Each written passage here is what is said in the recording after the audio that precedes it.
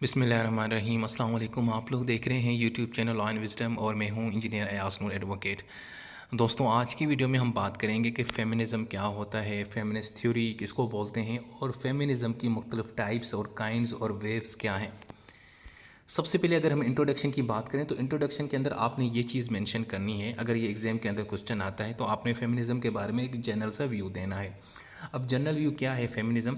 फ़ेमिनिज़म दरअसल एक मुख्तलिफ़ किस्म की तहरीकें चली माजी के अंदर, मूवमेंट चली। जिस तरह आज़ादी की तहरीक चली थी हमारे यहाँ, इस तरह की मूवमेंट चली हैं और वो पॉलिटिकल भी थी, सियासी भी थी और सोशल भी मूवमेंट थी। और इन सब का एक ही मकसद था। उनका मकसद ये था कि किसी तरीके से जेंडर की बेस के ऊपर किसी के साथ ज़्यादती न की जाए, किसी के यानी कि किसी के साथ मतलब फ़र्क ना रखा जाए, बराबर के हुकूक दिए जाएं। आपकी जो ट्रीटमेंट हो वो ये ना हो कि आप मर्द हैं या औरत हैं, आपकी ट्रीटमेंट जेंडर के बगैर आपकी हो। यानी जेंडर की बुनियाद पे किसी को ना बुरा समझा जाए और ना ही अच्छा समझा जाए, ये इनका मानना था। जो फेमिनिज़म को जो मानते हैं, इस नज़रिए को जो मानते हैं, इस बिलीफ को जो लेके चलते हैं, उनको हम फेमिनिस्ट बोलते हैं। और ये लोग क्या कहते हैं कि जी मर्द और औरत दोनों बराबर हैं और औरतें भी वही राइट्स डिज़र्व करती हैं जो मर्द करते हैं। तो ये बुनियादी इनका कॉन्सेप्ट है। वैसे फेमिनिस्ट का वर्ड आजकल सोशल मीडिया पे बड़ा यूज़ होता है और बाज़ों का तो लोगों को ट्रोल करने के लिए, तनकीद करने के लिए, तंज़िया तौर पे ये वर्ड यूज़ होता है। लेकिन फेमिनिस्ट का बुनियादी मकसद ये मतलब ये है, जो फेमिनिज़म के कॉन्सेप्ट को उसको उसको बिलीव रखता है, उसको फॉलो करता है, उसको प्रमोट करता है, हम उसको फेमिनिस्ट बोलते हैं। लेकिन हमारे यहाँ फेमिनिस्ट को किसी और सेंस में भी लिया जाता है, वो मैं आपको आगे चल के बताता हूँ। अच्छा जी, सबसे पहले अब हम देखेंगे डेफिनेशन क्या है। आपने इंट्रोडक्शन दे दिया, फेमिनिज्म के बारे में बता दिया कि जी ये पॉलिटिकल, सोशल और आइडियोलॉजिकल मूवमेंट है और इसका मकसद ये है कि जेंडर बेस के ऊपर किसी के साथ डिस्क्रिमिनेशन न की जाए। औरत और मर्द में कोई फ़र्क नहीं है, दोनों ही बराबर हैं, ये इनका मानना था। अब इसकी डेफिनेशन क्या है? डेफिनेशन इसकी मैंने 3-4 यहाँ मेंशन की हैं, आप कोई भी इसको पिक कर सकते हो। पहली तो ये हो सकती है कि भाई मर्द और औरत दोनों को बराबर की इक्वल राइट होनी चाहिए। पॉलिटिकल राइट से मुराद सियासी राइट से मुराद क्या कि वो इलेक्शन कंटेस्ट करें, इसके अलावा वो सबको किसी को भी वोट डाल सकें, उनको आप मेंबर ऑफ नेशनल असेंबली बनाएं, उनको आप मेंबर ऑफ सेनेट बनाएं, आप मतलब उसको अपने लेजिस्लेटर बनाएं, उसको एग्जीक्यूटिव राइट्स दें, उसको जुडिशरी में लेके आएँ। यानी कि उसको हर किस्म का सियासी जो रोल होता है वो रोल प्ले करे, वो लीडर बने, लीडरशिप का वो रोल प्ले करे। इसके अलावा सेक्सुअल ऑटोनॉमी हो, उसको अपने सेक्स के ऊपर यानी सेक्सुअल के हवाले से जितने भी आपके राइट्स हैं उसको एक आज़ादी हो। इसके अलावा सेल्फ डिटर्मिनेशन हो, उसकी आज़ादी हो, क्या वो बनना चाहती है, उसकी अपनी एक आइडेंटिटी हो, ये सारा कुछ। इसके अलावा एक दूसरी इसकी डेफिनेशन है कि social movement that advocates for economic, political and social equality between women and man. यानी मर्द और औरत के अंदर हर लिहाज से बराबर होनी चाहिए, चाहे वो पॉलिटिकल बराबरी हो, चाहे वो सोशल यानी कि बराबरी हो, या इसके अलावा वो इकनॉमिक हो। यानी ये नहीं है कि अगर औरत है तो आप उसको कम पैसे दो, जो मर्द है तो उसको ज़्यादा पैसे दो। अब देखें ना, मिसाल में देता हूँ, जिस तरह बॉलीवुड के अंदर अक्सर ही आपको सुनने में आता है कि बहुत सारी जो एक्ट्रेस हैं वो ये करती हैं कि जी हम जो है ना, हमारे जो हीरो होते हैं, मिसाल के तौर पे बड़े बड़े जो मेल हीरोज़ हैं, सलमान, शाहरुख, आमिर, ये वगैरह, कि जी इनको आप बड़ा चार्ज करते हैं, इनको बड़े पैसे देते हैं, हमें बहुत कम देते हैं। लेकिन अब ये है कि वहाँ पे भी जो वहाँ की जो फीमेल एक्ट्रेस हैं उनको ज़्यादा पैसे दिए जा रहे हैं, ठीक है। लेकिन पहले ये होता था कि उनको कुछ नहीं दिया जाता था, वो सारी का सारा उनको पैसे दिया जाता था। तो ये अक्सर औरतें वहाँ पे ये प्रोटेस्ट कर रही होती थी। एक्ट्रेस प्रो अपने इंटरव्यूज़ में कह रही होती थी कि यार हम भी फिल्म में बड़ा काम करते हैं, हमें भी उतने पैसे देने चाहिए। जहाँ पे एक हीरो को 20 करोड़ मिलते थे, वहाँ पे 5 करोड़ या 10 करोड़ इसको मिलते थे एक्ट्रेस को, ठीक है। सो ये मैंने एग्जांपल लिया। इसके अलावा जो फेमिनिज़म है दरअसल वो एक्चुअली बात करता है औरत के साथ क्या ज़्यादती होती है, औरतों को कौन से हकूक़ जो औरतों को मिलने चाहिए लेकिन उनको नहीं मिलते, इन सारी चीज़ों की उनको आइडेंटिफाई करते हैं, उसकी निशानदेही करते हैं, वो हमें बताते हैं। फेमिनिज़म की जो फर्स्ट जो ये वर्ड था, ये इसका जो इस्तेमाल था, ये फ्रेंच फ़िलासफ़र थे चार्ल्स फ्यूरर। 1837 के अंदर इन्होंने इस वर्ड को मुतारिफ़ कराया था और यूज़ किया था। अच्छा जी, अब हम अगर देखते हैं कि हिस्ट्री ऑफ फेमिनिज़म क्या है, कि यानी फेमिनिज़म का वजूद क्यों आया, इसकी ज़रूरत क्या पड़ी। भाई देखें, पहले ये होता था कि पब्लिक जो लाइफ थी ना वो मर्दों के लिए रिजर्व थी, कि औरत घर से बाहर नहीं निकलती थी। और ये मैं ज़्यादातर जो मैं आपको चीज़ें बता रहा हूँ क्योंकि फेमिनिज़म का जो कॉन्सेप्ट है वो यूरोपियन कॉन्सेप्ट है, वेस्ट से आया है। ये वहाँ अगर जब हम इसको डिस्कस कर रहे हैं तो हमने साथ में जहन में ये रखना है कि हम यूरोप के अंदर घूम रहे हैं, हम यूके और यूएसए की बात कर रहे हैं। सही है जी। अच्छा जी, तो सही पहली बात ये कि फेमिनिज़्म की जो बुनियाद पड़ी है, जो उसकी हिस्ट्री है, उसकी पहली वजह ये थी कि वहाँ पे जो पब्लिक लाइफ थी, औरतें बाहर नहीं निकलती थीं, सिर्फ मर्द ही आपको नज़र आ रहे होते थे। इसके अलावा जनाब औरतें प्रॉपर्टी ख़रीद नहीं सकती थीं। इसके अलावा औरतों को स्टडी करने का कोई राइट नहीं था, पब्लिक लाइफ में पार्टिसिपेट नहीं करती थी, किसी किस्म की पोजीशन उनको नहीं मिला करती थी। अब तो बड़ा एक इम्प्रूवमेंट आ चुकी है ना, लेकिन आज से 400 या 500 साल पहले इस तरह के हालात नहीं थी। औरतों को बिल्कुल जानवरों की तरह ट्रीट किया जाता। मैं आपको ये यूरोप की बात बता रहा हूँ। इसके अलावा औरत को ये भी हक, मर्द को ये भी राइट होता था, जो उसका हस्बैंड था, कि वो जब चाहे अपनी बीवी को फ़रोख्त कर सकता था, सेल कर सकता था। इसके अलावा औरत ना बेचारी वोट कास्ट कर सकती थी और ना ही इलेक्शन कंटेस्ट कर सकती थी। आपको जितने भी बड़े लीडर्स मिलेंगे उस ज़माने में सिर्फ और सिर्फ मर्द मिलेंगे, फीमेल आपको बिल्कुल नहीं मिलेगी। इवन कि औरतें अपना बिजनेस भी नहीं कर सकती थी, कुछ नहीं कर सकती थी। उनके लिए भी उनको एक मर्द की ज़रूरत होती थी, जो उनकी बेस के ऊपर वहाँ पे रिप्रेजेंटेटिव होता था। अच्छा, तो ये तो होगी बुनियादी फेमिनिज़म की एक वजह या हिस्ट्री। अगर आपसे कोई पूछे कि भाई क्या वजह थी, फेमिनिज़म का कॉन्सेप्ट क्यों वजूद में आया, ये तहरीक या ये जो नज़रिया है ये हमें क्यों मिला, इसके पीछे वजह क्या है, तो ये मैंने आपको रीजंस बता दिए। अब हम इसकी करेक्टरिस्टिक्स देखते हैं कि फेमिनिज़म की खसूसियात क्या हैं। अगर आपसे कोई पूछता है कि यार करेक्टरिस्टिक्स बताओ, इसके साइलेंट फीचर्स बताओ, जिस तरह कॉन्स्टिट्यूशन यूके और यूएसए कॉन्स्टिट्यूशन के अंदर हमने इसके बारे में जिक्र किया था। पहली बात तो ये कहते हैं कि जी वर्क प्लेस पे जहाँ पे भी हम काम करें, हमें उतनी सैलरी मिलनी चाहिए जितनी आप एक मर्द को देते हैं, फीमेल यानी कि मेल वर्कर को देखते हैं। इसके अलावा रिप्रोडक्टिव राइट्स हों, यानी हमें राइट हो कि हमारी मर्ज़ी हो, अगर हम किसी बच्चे को यानी पैदा करना चाहें या उसकी बर्थ करना चाहें, बच्चे करना चाहें तो करने चाहिए। क्योंकि बाज़ औक़ात आपने देखा होता है कि माशरों में बाज़ औक़ात क्या, लेकिन मोस्ट ऑफ टाइम मर्द की बुनियाद के ऊपर ना वो बच्चे हो रहे होते हैं। वो बस कह रहा है कि मुझे बेटा चाहिए, बच्ची चाहिए, तो बच्चे पैदा किए जा रहे हैं। औरत से कोई नहीं पूछता कि भाई तुम बच्चे पैदा करना चाहती हो कि नहीं हो, थक चुकी हो, तुम्हारी सेहत क्या है, ये नहीं पूछा जाता। तो ये फेमिनिज्म वाले कहते हैं, या उनकी जो कैरेक्टरिस्टिक्स है कि ये राइट्स भी औरत को दी जाएँ। इसके अलावा औरतों को ये राइट हो कि वो वोट कास्ट कर सकें, इसीलिए औरतों के पास एजुकेशन का भी राइट हो।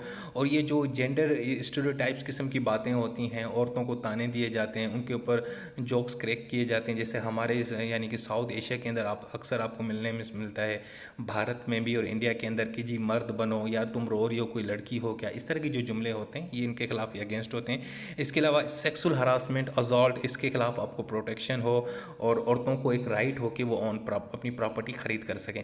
यानी ये बुनियादी कैरेक्टरिस्टिक्स हैं फेमिनिज्म की। फेमिनिज्म के बारे में कोई आपसे पूछे तो आप डेफिनेशन के बाद ये चीज़ें मेंशन कर सकते हैं। अच्छा जी, अब हम देखेंगे फेमिनिज्म और फेमिनिस्ट थ्योरी के अंदर क्या फ़र्क है। वो थोड़ा सा फ़र्क है। फेमिनिज्म तो एक ओवरऑल एक जनरल कॉन्सेप्ट हो गया ना, कि ऐसा बिलीफ, ऐसा कॉन्सेप्ट जिसके अंदर औरतों की बराबरी की बात की जाती है, औरतों की सोशल, इकोनॉमिक और पॉलिटिकल इक्वालिटी की बात की जाती है। लेकिन जो फेमिनिस्ट थ्योरी है वो ज़रा थोड़ा सा टेक्निकल मामला है। वो ये कहता है जो फेमिनिज्म का जो कॉन्सेप्ट है, या जो बिलीफ है, जो या नज़रिया है, जो आइडियोलॉजी है, उसको वो क्या कहता है, उसको थ्योरेटिकली, फिक्शनल और फिलोसफिकल वे से उसको डील करता है। ओके हो गया। जिस तरह मुख्तलिफ थ्योरीज हम पढ़ते हैं साइकोलॉजी के अंदर, या हम जूरिस्प्रूडेंस के अंदर थ्योरीज पढ़ रहे होते हैं, सो वो क्या करते हैं कि वो कॉन्सेप्ट तो बड़ा एक जेनेरिक होता है, लेकिन वो जब हम उसको टेक्निकली डील करते हैं, थ्योरेटिकली, तो हम उसको थ्योरी के अंदर उसको नज़र कर रहे होते हैं। अब फेमिनिस्ट थ्योरी क्या कहती है कि वो ऐसी थ्योरी का नाम है, ऐसी थ्योरी जिसके अंदर औरतों के हुकूक की बात की जाए, औरतों का क्या एक्सपीरियंस होता है, उनके इंटरेस्ट क्या हैं, उनकी चॉइस क्या है, उनको किस फील्ड के अंदर काम करना चाहिए। और दूसरा, हर फील्ड के अंदर औरत, फेमिनिस्ट या औरत का जो किरदार है वो डिफरेंट होता है। सोशोलॉजी में उसका क्या करेगा होता है, communication, media study, psychoanalysis, political theory, homo economics, literature, education, philosophy, इन सब फील्ड्स के अंदर जो औरत कहाँ कहाँ पे यानी स्टैंड करती है, उसकी क्या आइडेंटिटी है, उसकी क्या नीड्स हैं, उसकी क्या डिमांड्स हैं, उसको कैसे देखा जाता है, फेमिनिज्म को, फिलोसफी में औरत को किस तरह देखा जाता है। तो यानी ये एक्चुअली ये जब इन चीज़ों को आप टेक्निकल जब डील कर रहे होते हैं तो हम उसको बोलते हैं फेमिनिस्ट थ्योरी। और फेमिनिज्म सिर्फ एक जेनेरिक और एक आम सा कॉन्सेप्ट है, लेकिन फेमिनिस्ट ज़रा थ्योरी जो है ना वो टेक्निकल है। यानी अब आपको ये फिलोसफी में भी पढ़नी पड़ेगी, आप ये साइकोलॉजी के अंदर भी फेमिनिस्ट थ्योरी पढ़ते हैं, आप साइको एनालिसिस और होम इकोनॉमिक्स, लिटरेचर, एजुकेशन, हर जगह आपको फेमिनिस्ट थ्योरी मिलती है जो एक्चुअली औरतों के हुकूक की बात करती है। अच्छा जी, अब उसके अलावा एक और डिफरेंट भी है भाई, फेमिनिज्म और फेमिनिस्ट, इन दोनों में क्या फ़र्क होता है, बड़ा इंटरेस्टिंग। फेमिनिज्म तो आपको समझ आ गया ना कॉन्सेप्ट क्या है, मैं बार बार बता चुका हूँ। लेकिन फेमिनिस्ट उस पर्सन को बोलते हैं, यहाँ पे मैं वर्ड पर्सन यूज़ कर रहा हूँ, मर्द या औरत की बात नहीं कर रहा। वो पर्सन चाहे मेल हो या फीमेल हो, जो फेमिनिज़म को सपोर्ट करता है, उसको उस बिलीफ को मानता है, उसको ये फेमिनिस्ट बोलते हैं। और फेमिनिज़म दरअसल क्या बोलते हैं, जेंडर इक्वलिटी की बात करता है, ये याद रखा करें। वो कहता है जो जेंडर है वो बराबर हो, वो ये नहीं कहता कि मर्द नीचे हैं या औरत ऊपर है या औरत सुपीरियर है मर्द इन्फीरियर है, ये ऐसी बात नहीं है।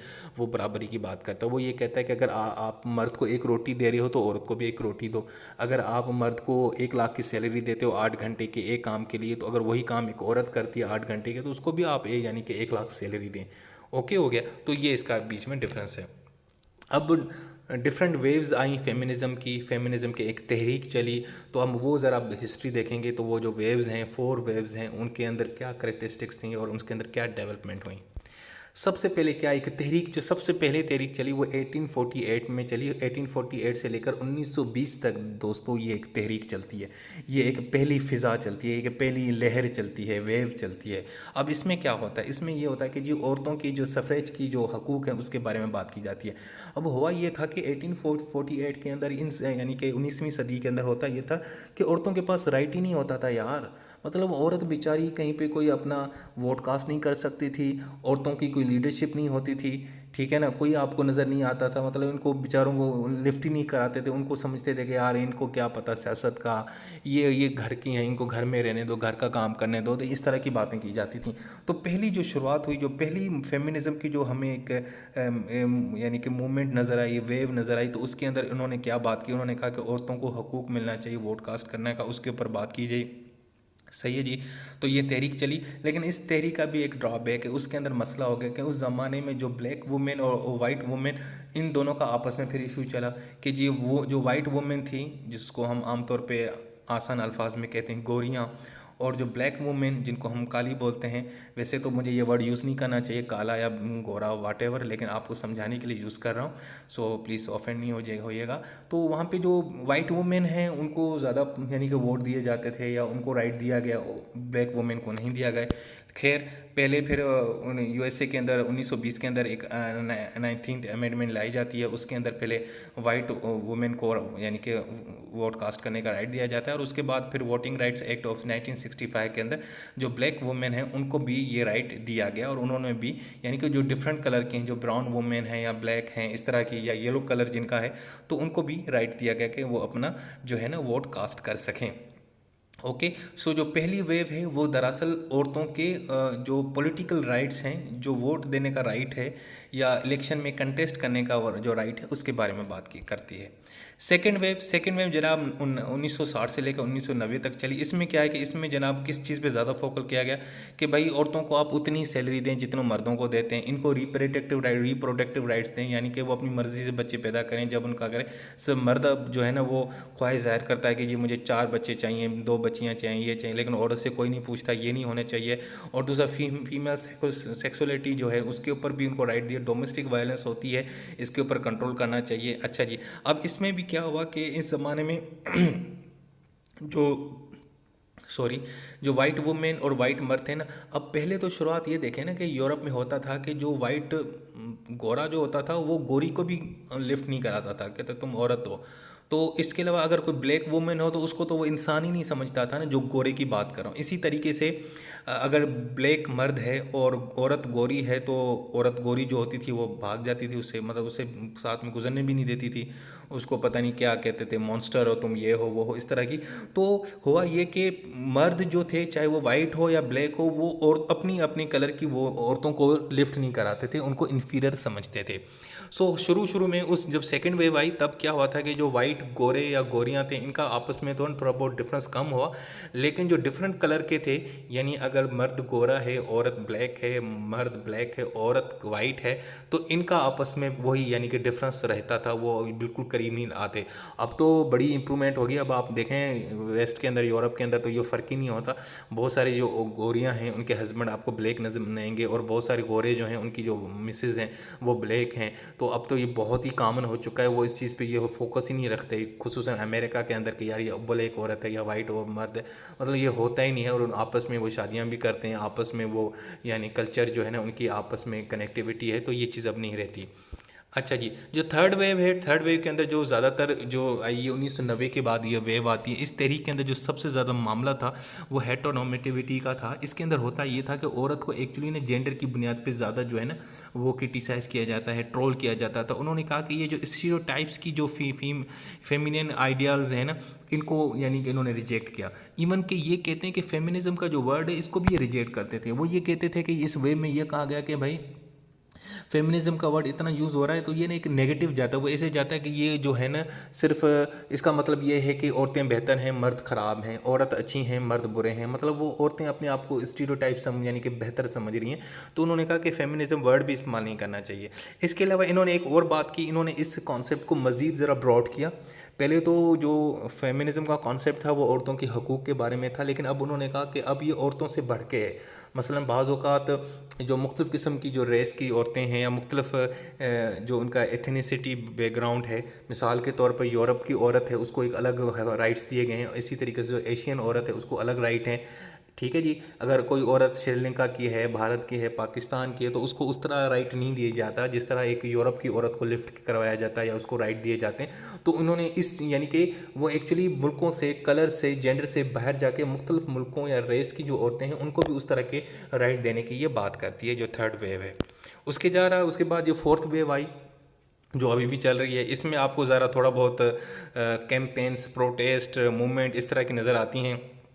और ये तो बहुत ही एक कॉम्प्लेक्स किस्म की वेब बन चुकी है और ये आज भी चल रही है। आप भी अक्सर देखते हैं जब हमारे औरतों का आलमी दिन होता है तो मी टू के नाम से बड़े हैशटैग बनते हैं और प्ले कार्ड्स लेके औरतें जो है ना मुख्तलिफ़ जगहों पे प्रोटेस्ट कर रही होती हैं, कैंपेन्स होते हैं, मूवमेंट होते हैं, बड़े प्रोग्राम करवाए जाते हैं। तो इसमें ज़रा ना थोड़ा बहुत ये है ना एक किस्म की क्या कहते हैं डायनामिक किस्म की ये एक वेव है। इसमें ज़रा हलचल है, इसके अंदर ज़रा यानी कि ग्लैमर भी है, इसके अंदर ज़रा सोशल मीडिया का भी इस्तेमाल किया जाता है और मतलब खुल के लोग तनकीद करते हैं, मर्दों के ऊपर मतलब जोक्स किए जाते हैं। अपने हकूक़ के लिए मुख्तलिफ़ किस्म के जो है ना क्या कहते हैं सोशल जो टूल्स हैं उनका इस्तेमाल किया जाता है। अच्छा जी, अब हम देखेंगे ये टाइप्स क्या हैं। फेमिनिस्ट थ्योरी जो है, अब थ्योरी की बात करेंगे उसकी क्या टाइप्स हैं। सबसे पहले है रेडिकल फेमिनिज्म। यार बड़ा आसान सा है भाई, ये कट्टर फेमिनिस्ट लोग हैं। ये जो रेडिकल फेमिनिज्म वाले जो लोग हैं वो पता है क्या है, वो कहते हैं कि भाई ये मेल डोमिनेट जो सोसाइटी है ये ही सारी फसाद की जड़ है। ये जो है ना मर्दों को कहते हैं कि मर्दों की जो ये डोमिनेंसी है इसको ख़त्म हो जाना चाहिए, इसकी वजह से हमारी जो है ना सारी मसाइल हैं। और वो कहते हैं कि इस हायरार्की को ख़त्म कर देना चाहिए और ये औरतों की, मर्दों की जो डोमिनेंसी है, मर्दों ने जो माशरे के ऊपर कब्ज़ा किया इसको ख़त्म कर देना चाहिए और मर्द और औरतों को दोनों को बराबर डील किया जाए। तो ये रेडिकल किस्म के फेमिनिज़म यानी कि ये किस्म के एक्सट्रीमिस्ट टाइप हैं। ये शिद्दत पसंद हैं, ये इंतहा पसंद फेमिनिस्ट लोग हैं। ये मर्दों को बिल्कुल ही पसंद नहीं करते और ख़ुसूसन जो यानी कि जिस माशरे के अंदर जिस जगह पे औरत को, मर्द की कोई डोमिनेंसी हो तो उसको तो ये कबूल ही नहीं करते। ठीक है जी। अच्छा जी, उसके बाद है मार्क्सिस्ट या सोशलिस्ट फेमिनिज़म। इस फेमिनिज़म के अंदर ज़्यादातर जो फोकस किया जाता है वो किया जाता है वर्क प्लेस के ऊपर कि औरत जहाँ पे कोई काम कर रही है, कारोबार कर रही है, उसको बराबर हकूक़ दिया जाए, उसको अच्छी सैलरी दी जाए, अच्छे जो प्रोफेशन है वो औरतों के साथ डील किया जाए। हम देखें ना हमारे यहाँ अब तो बहुत माशाल्लाह तरक्की हो गई, लेकिन पिछले ज़माने में सिर्फ ये होता था कि औरत बेचारे को या तो टीचर बनाते थे या खींच खींच के डॉक्टर बनाते थे। खैर उस डॉक्टर बनाने के लिए पे ऊपर पहले जो है ना बड़ी एक पाबंदी होती थी, अब जाके लोगों को शऊर आया। नहीं तो वो एक मखसूस किस्म के काम होते थे वही बेचारी औरतें करती थी, बाकी कोई कॉन्सेप्ट नहीं। इंजीनियर कोई नहीं बनती थी, बिजनेस कोई नहीं करती थी, बैंकिंग में कोई नहीं आती थी। अब लेकिन माशाल्लाह औरतें हर फील्ड में जा रही हैं। तो ये कहते हैं कि भैया ये इसको इस कैद से बाहर निकलना चाहिए। औरत हर किस्म का काम कर सकती है, औरत सिर्फ प्रोस्टिट्यूशन नहीं होती, ठीक है ना, वो धंधे वाली नहीं होती, वो डॉक्टर भी हो सकती है, वो इंजीनियर भी हो सकती है, वो बिजनेस भी कर सकती है, वो जहाज़ भी उड़ा सकती है, मतलब कुछ भी कर सकती है, वो सियासत भी कर सकती है। तो इन्होंने ये, क्योंकि सोशलिज्म का जो कॉन्सेप्ट है वो यही है ना कि बराबर सबको जो है ना इक्वल किस्म की अपॉर्चुनिटी मिलनी चाहिए, बराबरी की उनको मौके मिलने चाहिए ताकि वो आगे मूव करें, तरक्की करें। तो इसी तरीके से जो इस फेमिनिज़म, जो मार्क्सिस्ट फेमिनिज़म है, ये भी इसी चीज़ में यकीन रखते हैं।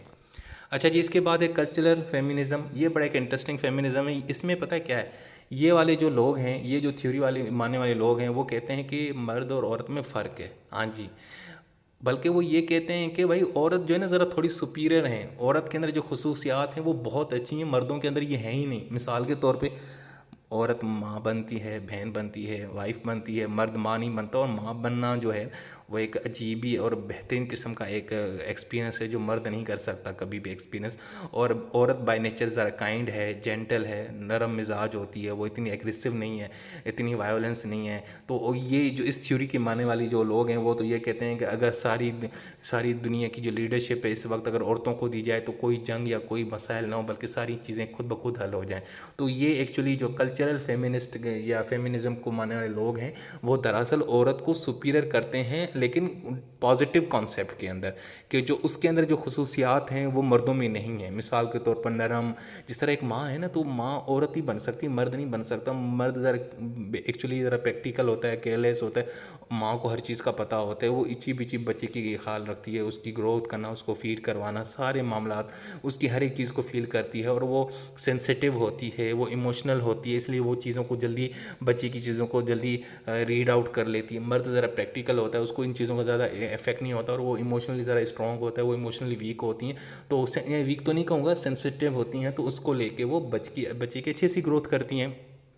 सो कल्चरल फेमिनिज्म में औरतों को सुपीरियर माना जाता है कि उनको जो एक्सपीरियंस दिया जाता है या जो वो चीज़ एक्सपीरियंस करती हैं माँ बनने का, मदरहुड, या एज ए फीमेल या एज ए वाइफ या एज ए सिस्टर, वो चीज़ें मर्द फील नहीं कर सकते। तो हम औरत बेहतर हैं इनसे। तो ये ना पॉजिटिव वे में खुद को बेहतर समझती हैं कि भाई माँ होती है, माँ एक औरत ही हो सकती है, मर्द तो नहीं हो सकता। तो इसलिए माँ का रुतबा वैसे भी सबसे बड़ा है, यानी कि बाप से भी ज़्यादा माँ का रुतबा है, तो इसलिए ये इस चीज़ को कैच करवाती हैं। अच्छा जी, उसके बाद है लिबरल फेमिनिज्म। ये कहते हैं भाई देखें भाषण है, हमें मर्दों से कोई प्रॉब्लम नहीं है, वो मर्दों की डोमिनेंसी के खिलाफ भी नहीं है। वो कहते हैं यार मिल के रहते हैं, प्यार मोहब्बत से रहते हैं, खाते पीते हैं, ये क्या चक्कर है। तो ये जो है ना एक्चुअली चैलेंज भी नहीं करते, ये मर्दों को चैलेंज भी नहीं करते। वो जो रेडिकल फेमिनिज्म वाले जो लोग हैं, वो लोगों को ज़रा मर्द की डोमिनेंसी को चैलेंज करते हैं, ललकारते हैं। ये चैलेंज नहीं करते, ये कहते हैं भाई हमें भी उतने हकूक़ दो जितने एक मर्द को, और चुपचाप चलो। ये ज़्यादातर एजुकेशन की बात करते हैं, रिप्रोडक्टिव राइट की बात करते हैं, राइट टू वोट की बात करते हैं, और प्रॉपर्टी खरीदने की बात करते हैं। सो दोस्तों ये थी टाइप्स। इसके अलावा कुछ मिसकंसेप्शंस हैं, आप अक्सर जो मेरे बच्चे हैं, स्टूडेंट्स हैं, उनको सुनने को मिलता है सोशल मीडिया के ऊपर। तो मैं ज़रा चीज़ें क्लियर करूँ कि देखें बच्चों, प्रैक्टिकल कुछ चीज़ें और चल रही होती हैं, थ्योरेटिकल एक कॉन्सेप्ट अलग होता है। जो फेमिनिज्म का जो बुनियादी कॉन्सेप्ट है, उसमें सबसे बड़ा जो एक मिसकंसेप्शन है वो ये है कि फेमिनिस्ट बिलीव रखते हैं कि औरतें मर्दों से बेहतर हैं। ये बिल्कुल ऐसा नहीं है।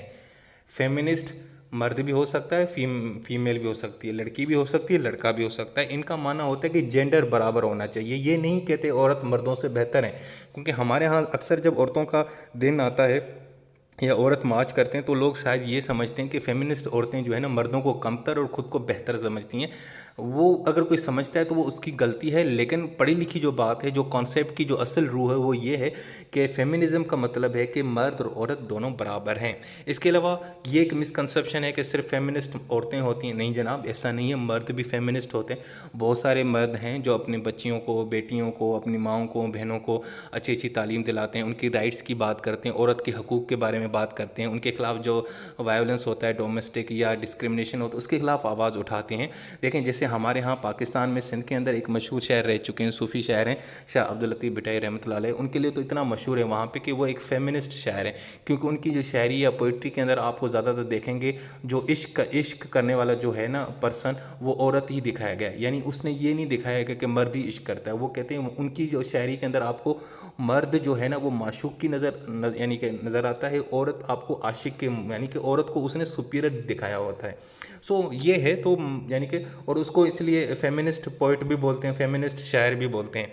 इसके अलावा all feminist are pro choice, कहते हैं ये फेमिनिस्ट जो लोग होते हैं या खुसूसन ख़वातीन के हवाले से जो बात करते हैं, ये चॉइस आती हैं, ये ज़रा इस तरह, ऐसा चॉइस नहीं होता भाई साहब, ठीक है। कुछ लोग जो है ना हुकूक की बात करते हैं, वो राइट्स की बात करती हैं, उनका कंसर्न होता है, वो एक कॉज के तहत ये सारे काम करते हैं। इनका कोई शौक़ नहीं होता कि चलें घूमेंगे फिरेंगे, इस तरह भी नहीं होता। ये भी एक मिसकंसेप्शन है। कुछ होंगे, ऐसी बात नहीं है, लेकिन ये एक्चुअली फेमिनिज्म को उसके साथ जोड़ देना कि ये कॉन्सेप्ट ही ऐसा ही है, ऐसी बात नहीं। अगर फेमिनिज्म के कॉन्सेप्ट को कोई सही तरीके से इम्प्लीमेंट नहीं कर रहा, प्रोटेक्ट नहीं कर रहा, या उसको उस तरह से पोर्ट्रे नहीं कर सकता, तो ये उसकी गलती है, कॉन्सेप्ट की गलती नहीं है।